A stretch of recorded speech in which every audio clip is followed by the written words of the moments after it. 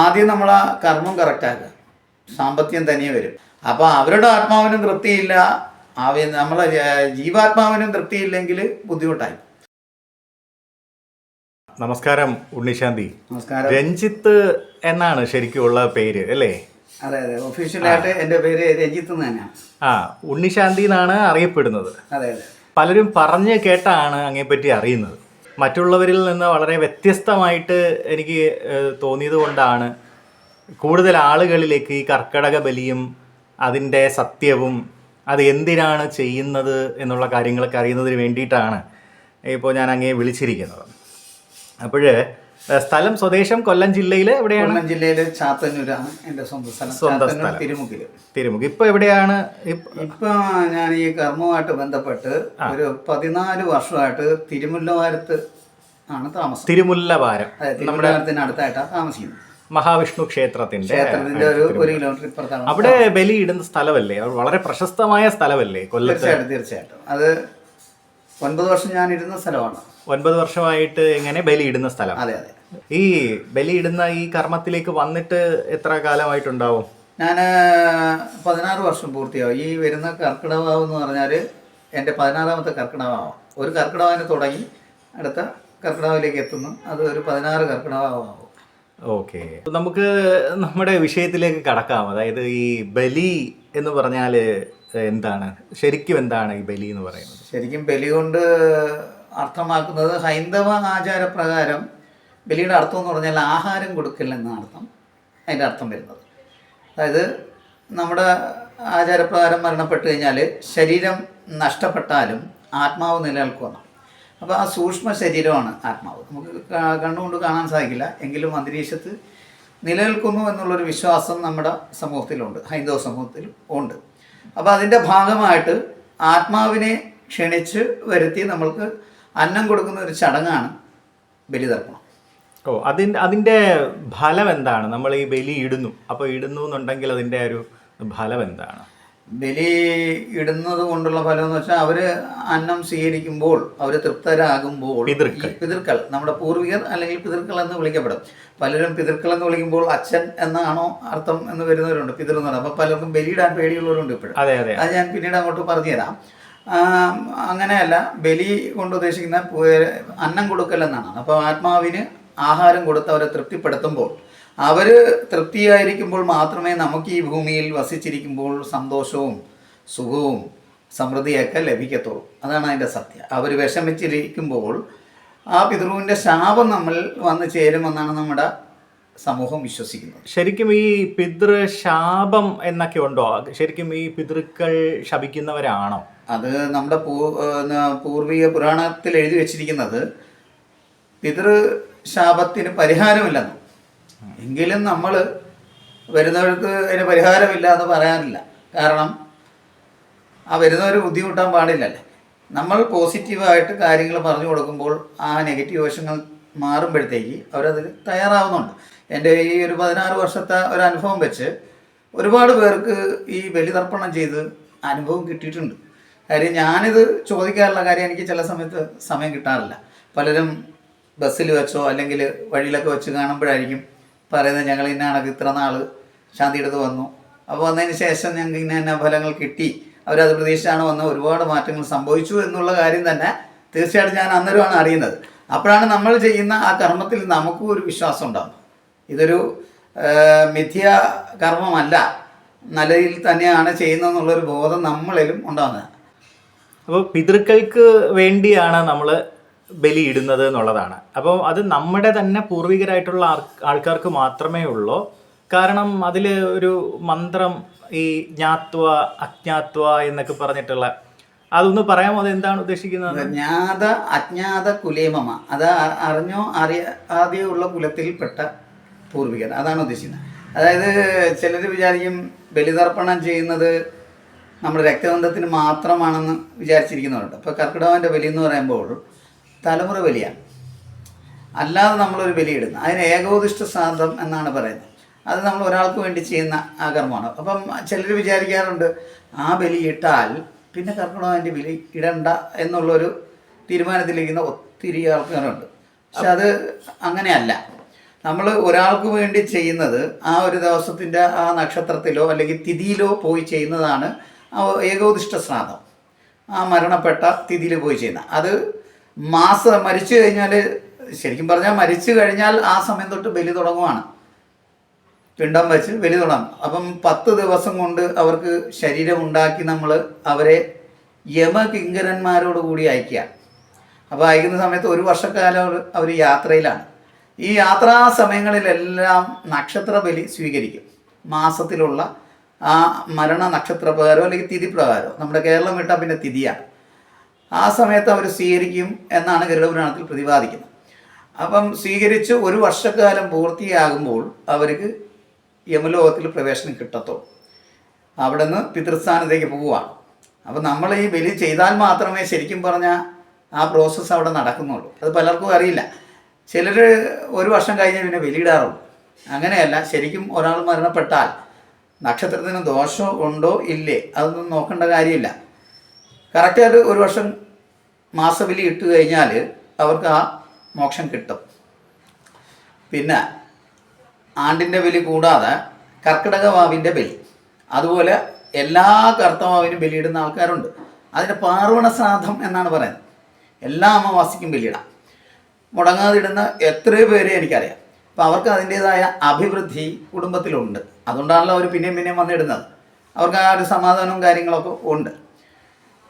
അത് കഴിഞ്ഞ് കർക്കിടകവാവിൻ്റെ ബലി തലമുറ ബലിയാണ്. അപ്പം ഒരാളല്ല അത് സ്വീകരിക്കുന്നത്. നമ്മുടെ കുടുംബത്തിൽ അതായത് ആ മന്ത്രങ്ങളിൽ പറയുന്നൊരു അർത്ഥങ്ങൾ ചുരുക്കത്തിൽ പറയാം. അച്ഛൻ്റെ വംശം, അമ്മയുടെ വംശം, 2 വംശത്തിലും മരണപ്പെട്ടു പോയിട്ടുള്ള ആശ്രിതന്മാർ, സേവകന്മാർ, ഭൃത്യന്മാർ, ദാസന്മാർ, വിരൂപന്മാരായിട്ട് ആരെങ്കിലും മരിച്ചു പോയിട്ടുണ്ടെങ്കിൽ അവർക്ക് വേണ്ടിയിട്ട്, പുത്രദുഃഖം അനുഭവിച്ച് മരിച്ചുപോയിട്ടുണ്ടെങ്കിൽ അവർക്ക് വേണ്ടിയിട്ട്, കല്യാണം കഴിച്ചവർ ചെയ്യുമ്പോൾ, ആണുങ്ങൾ ചെയ്യുമ്പോൾ ഭാര്യയുടെ വംശം, സ്ത്രീകൾ ചെയ്യുമ്പോൾ ഭർത്താവിൻ്റെ വംശം, ബന്ധുവിൻ്റെ, സുഹൃത്തിൻ്റെ, ഗുരുവിൻ്റെ, ശിഷ്യൻ്റെ, പിന്നെ അറിഞ്ഞോ അറിയാതെയുള്ള കുലത്തിൽപ്പെട്ട് മരിച്ചുപോര്, അന്യപിതൃക്കൾ, 2 വംശത്തിലും ആഹാരം തന്ന് മരിച്ചുപോയിട്ടുള്ള ജന്തുക്കൾ, സസ്യങ്ങൾ, ഒരു കർമ്മം പോലും കിട്ടാത്ത കുറേ ആത്മാക്കളുണ്ട്. അവർക്ക് വേണ്ടിയിട്ട് അസിപത്രവനം, കുംഭീഭാഗം, രൗരവം എന്നിങ്ങനെ 3 നരകങ്ങളെക്കുറിച്ച് ഇതിൽ പറയുന്നുണ്ട്. ആ നരകത്തിൽ ആരെങ്കിലും പെട്ടുപോയിട്ടുണ്ടെങ്കിൽ അവർക്കും വേണ്ടിയിട്ടാണ് ഈ കർമ്മങ്ങളും മന്ത്രങ്ങളും ഉച്ചരിക്കപ്പെടുന്നത്. ഇതാണ് നമ്മുടെ പൂർവികർ. അപ്പോൾ ഇത്രയും പൂർവികരുടെ തലമുറയായിട്ടുള്ള പിതൃക്കളാണ് നമ്മളെ സ്വീകരിക്കാനായിട്ട് കർക്കിടകവാവിന് എത്തിപ്പെടുന്നത്. അപ്പോൾ അവരെ കാണുവാനും അവർക്ക് നമ്മളെ കാണുവാനും കിട്ടുന്ന ഒരു അവസരം, അവർക്ക് അന്നം കൊടുക്കണം. അപ്പോൾ നമ്മൾ ചെല്ലാതിരിക്കുമ്പോൾ അവർ മറ്റുള്ളവർ ചെയ്യുന്ന ഒരു കർമ്മം സ്വീകരിച്ച് അവിടെ നിന്ന് തിരികെ പോകും. എങ്കിലും അവർ സങ്കടത്തോടു കൂടി പോവുകയാണ്. നമ്മുടെ കുടുംബത്തിൽ നിന്ന് ആരും വന്നില്ലല്ലോ എന്നുള്ളൊരു പിതൃദുഃഖത്തോടു കൂടി തന്നെയാണ് പോകുന്നത്. ആ ഒരു ശാപമാണ് നമ്മളിൽ വന്ന് ഭവിക്കുന്നത്. അതുകൊണ്ട് 2 ബലിയും പ്രാധാന്യമുള്ളതാണ്. ആണ്ടുബലി കുറഞ്ഞത് ഒരു 12 വർഷക്കാലം ഇടുക. ഒരു വ്യാഴവട്ടക്കാലം ഇട്ട് കഴിഞ്ഞാൽ പൂർണ്ണമായിട്ടും ഗതി പ്രാപിക്കും.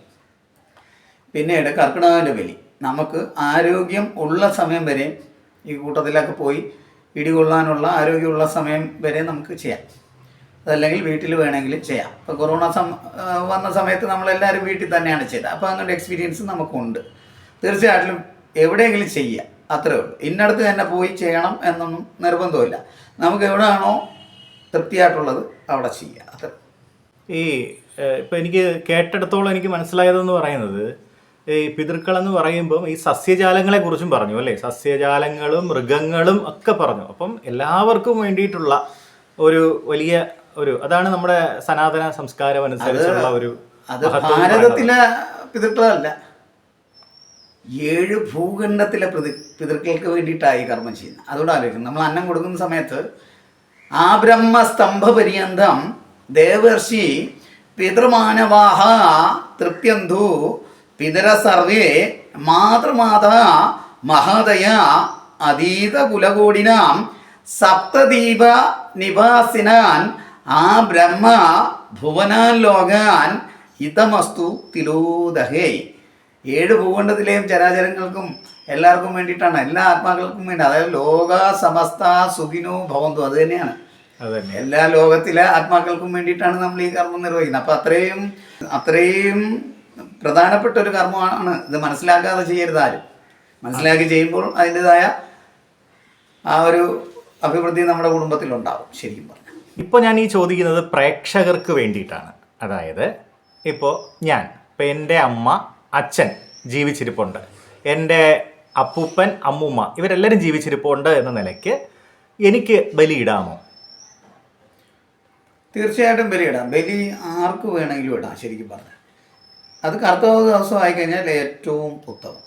പൂർവികർ എന്ന് പറഞ്ഞാൽ നമുക്ക് 1-2 തലമുറയല്ലല്ലേ, അതിൻ്റെ മേളിലേക്കെല്ലാം ഇല്ലേ.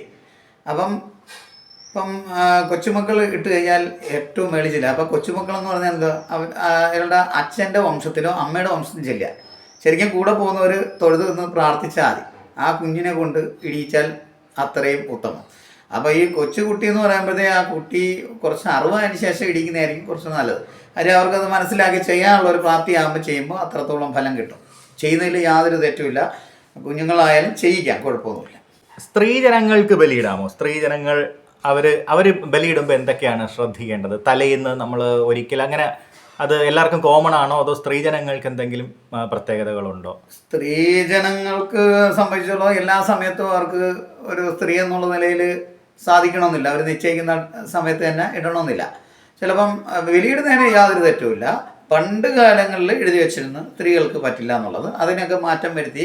ഇപ്പോൾ സ്ത്രീകളെല്ലാം ബലികർമ്മങ്ങൾ മാത്രമല്ല വീട്ടിലെ ചടങ്ങുകൾ വരെ നടത്തുന്നുണ്ട്. പുരോഹിത വരെ ഇറങ്ങിയിട്ടുണ്ട്. അപ്പോൾ സ്ത്രീകൾ ഇത് ചെയ്യാനായിട്ട്. അപ്പോൾ അതിലൊന്നും തെറ്റില്ല. സ്ത്രീകൾക്ക് ബലിയിടാം. ഇത്രയും. ഉണ്ണിശാന്തി 16 വർഷമായി ഈ പുരോഹിത വൃത്തിയിൽ വന്നു എന്ന് പറഞ്ഞില്ലേ? അപ്പോൾ ഈ 16 വർഷമായിട്ട് ഏതെല്ലാം സമുദ്ര സ്നാന ഘട്ടങ്ങളിലാണ് ഈ ബലി കർമ്മം നടത്തിയിട്ടുള്ളത്? ഞാൻ എൻ്റെ ശരിക്കും പറഞ്ഞാൽ ഗുരുസ്ഥാനം എന്ന് പറയുന്ന വർക്കലയാണ്. വർക്കല പാപനാശമാണ്. അവിടെ നിന്നാണ് തുടങ്ങിയത്. അവിടെ ഒരു 2 വർഷക്കാലം എല്ലാ മാസത്തിലും കർത്തവാവിന് പോയി ബലിയിടുമായിരുന്നു. അങ്ങനെയാണ് പഠിക്കുന്നത്. അതൊക്കെ കഴിഞ്ഞ് തിരുമുല്ലവാരത്താണ് പിന്നീട് 2012 ഒക്ടോബർ മാസമാണ് ഞാൻ തിരുമുല്ലവാരത്ത് എത്തിപ്പെടുന്നത്. കൊല്ലം ജില്ലയിലെ തിരുമുല്ലവാരത്ത് എത്തിപ്പെടുന്നത്. അവിടെയാണ് ശരിക്കും പറഞ്ഞാൽ ഭഗവാന്റെ ഒരു നിയോഗമായിട്ട് ഞാൻ കണക്കാക്കുന്നത്. എനിക്ക് ജീവിതത്തിൽ ഏറ്റവും ഇഷ്ടപ്പെട്ട സ്ഥലവും തിരുമുല്ലവാരം തന്നെയാണ്. കാരണം ഞാൻ അങ്ങനെ ഒരു നിയോഗം പോലെ വന്നതാണ് അവിടെ. വന്നതിന് കാരണം എന്ന് വെച്ചാൽ ഇതെല്ലാം പഠിച്ചു കഴിഞ്ഞു. എങ്കിലും ഇത് സ്ഥിരമായിട്ടങ്ങനെ ഉപജീവനത്തിന് വേണ്ടിയിട്ട് പോകണമെന്നുള്ള ആഗ്രഹക്കാരനല്ലായിരുന്നു ഞാൻ ശരിക്കും പറഞ്ഞു. എനിക്ക് മറ്റു ജോലികളൊക്കെ കുറച്ചറിയാവുന്ന ആളാണ്.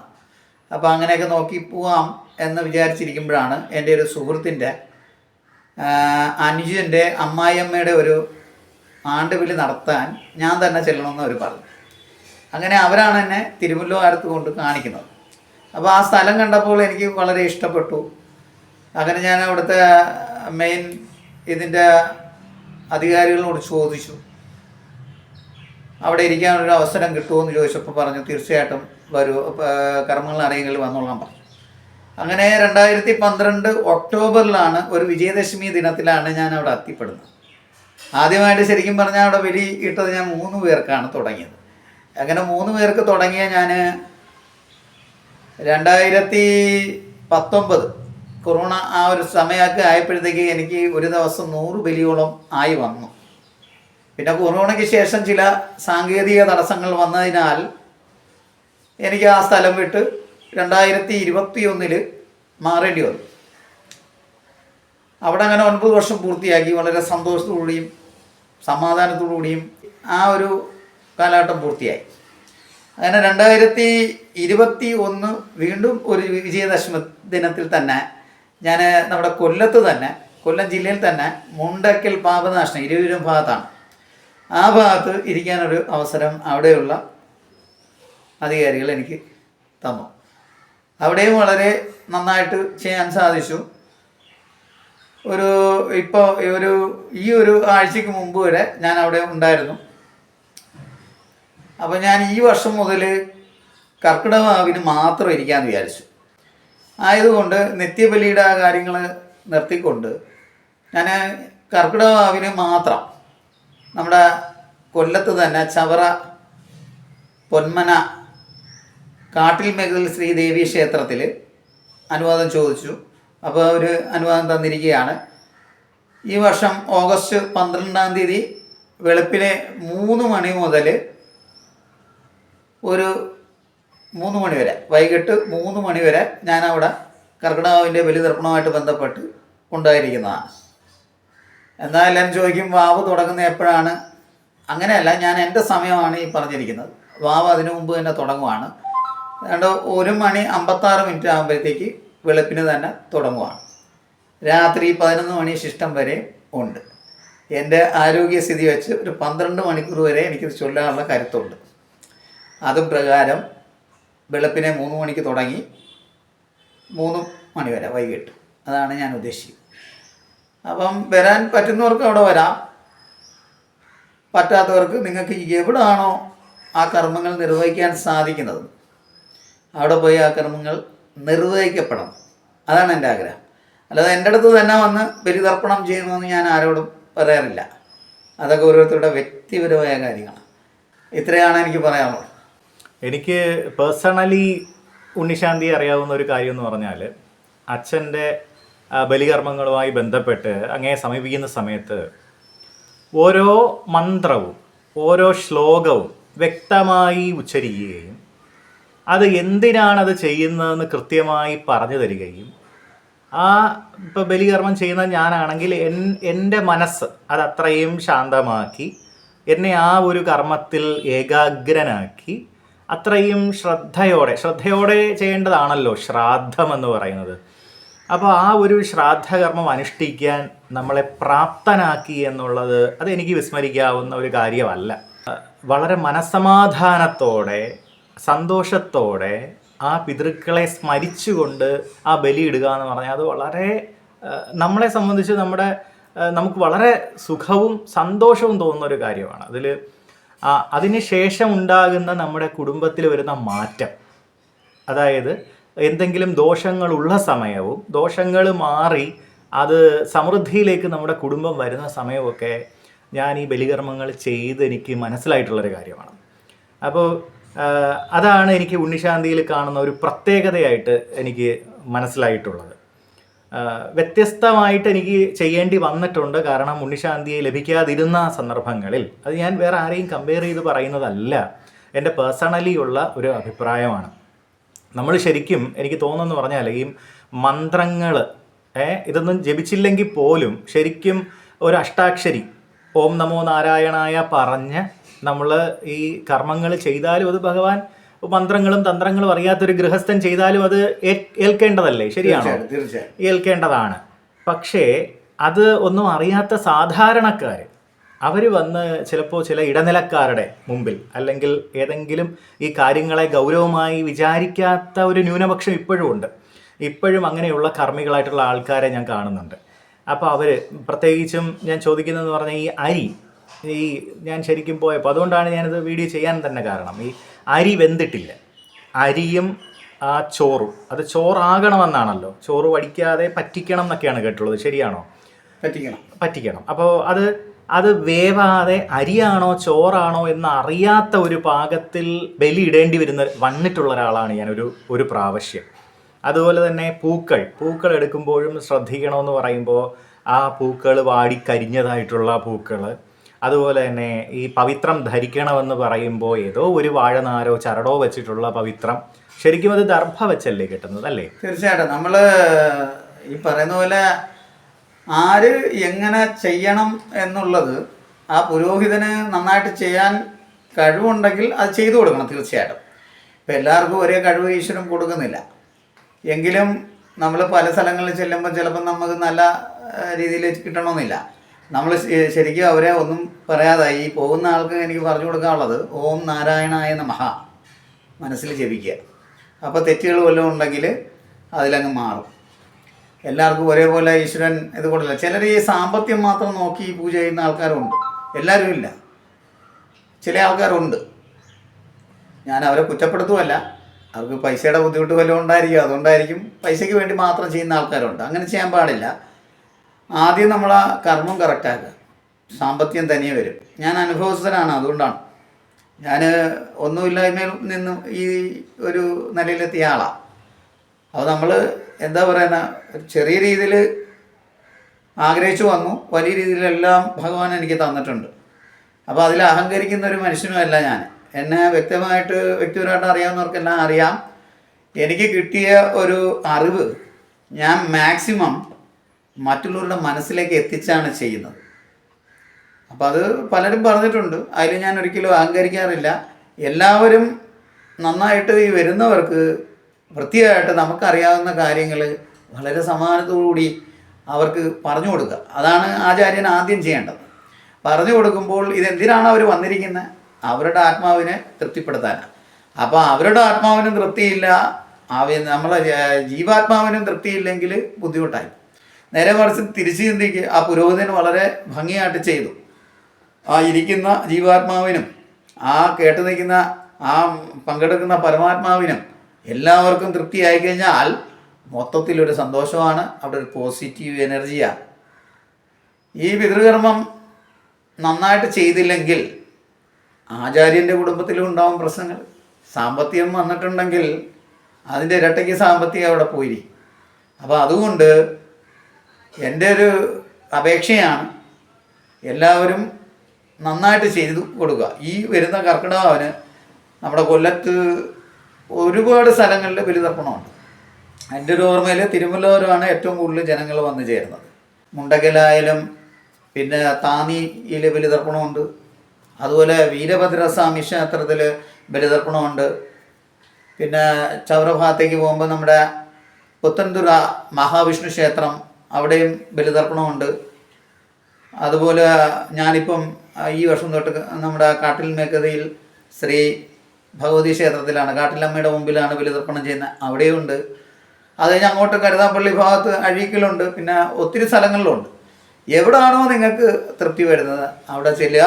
ആചാര്യന്മാർ വൃത്തിയായിട്ട് ചെയ്യും എന്നുള്ള സ്ഥലങ്ങൾ നോക്കി തന്നെ ആ കാര്യങ്ങൾ നടത്തുക. അത്രയേ ഉള്ളൂ എനിക്ക് പറയാം. ഈ 2026 കർക്കടകം മാസത്തെ ബലിതർപ്പണത്തിന് ആ ബലി ഇടുന്നവരോട് ഉണ്ണിശാന്തിക്ക് എന്താണ് പറയാനുള്ളത്? ബലി ഇടുന്നവരോട് പറയാനുള്ളത്, നമുക്ക് പിതൃവിൻ്റെ ഒരു അനുഗ്രഹം ലഭിക്കാൻ വേണ്ടിയിട്ട് നമ്മൾ വ്രതശുദ്ധിയോടുകൂടി ബലിയിടുക. ഒന്ന്. രണ്ടാമത്തെ കാര്യം, നന്നായിട്ട് മന്ത്രങ്ങൾ എവിടെയാണോ ഉച്ചരിക്കുന്നത് അവിടെ കയറി ബലിയിടാൻ ശ്രമിക്കുക. 2 കാര്യങ്ങൾ. വ്രതം 3 ദിവസത്തെ വ്രതം അത്യുത്തമം. തലേന്ന്, അതിൻ്റെ തലേന്ന്, പിന്നെ ആ ബലിയിടുന്ന ദിവസവും വ്രതമാണ്. പലർക്കും അത് അറിയില്ല. അതായത് തലേന്ന് ഒരിക്കലും എടുക്കാൻ പറഞ്ഞിട്ടുണ്ട്. അതിൻ്റെ തലേന്ന് നമുക്ക് നോർമലായിട്ടുള്ള വ്രതം എടുക്കാം. തലേന്ന് ഒരിക്കലെന്ന് പറഞ്ഞാൽ ഒരു നേരം അരി വെച്ചുള്ള ആഹാരം. പണ്ടൊക്കെ രാത്രിയിൽ പട്ടിണി കിടന്നാണ് രാവിലെ. അങ്ങനെ ആരോഗ്യമുള്ളവർക്ക് തീർച്ചയായിട്ടും അങ്ങനെ തന്നെ ചെയ്യാം. അതല്ലെങ്കിൽ ഫ്രൂട്ട്സ് എന്തെങ്കിലും കഴിച്ചിട്ട് കിടന്നിട്ട്, ഫ്രൂട്ട്സ് എന്ന് പറയുമ്പോൾ ഷുഗറുകാർ കൂടുതൽ വരും. അപ്പോൾ അങ്ങനെയുള്ളവർക്ക് ഒട്ടും പറ്റാത്തവരൊക്കെ എന്തെങ്കിലും കഴിച്ചിട്ട് കിടക്കുക. കാൽഭാഗം, പണ്ട് അരവയറാണല്ലോ, ഇതിപ്പോൾ കാൽഭാഗം കഴിച്ചിട്ട് രാവിലെ ആയിട്ട് ബലിയിടാൻ പോകാം. അങ്ങനെ 3 ദിവസത്തെ വ്രതം എന്ന് പറഞ്ഞാൽ ഈ ബലിയിടുന്നതിൻ്റെ അന്നും നമ്മൾ ശരിക്കും വ്രതത്തിലാണ്. പലരും വിചാരിക്കുന്ന ബലി ഇട്ട് കഴിഞ്ഞാൽ പിന്നെ നമുക്ക് വ്രതം മുറിക്കാം, പോകുന്ന വഴിക്ക് ഏതെങ്കിലും ഹോട്ടലിൽ കയറി കഴിക്കാം.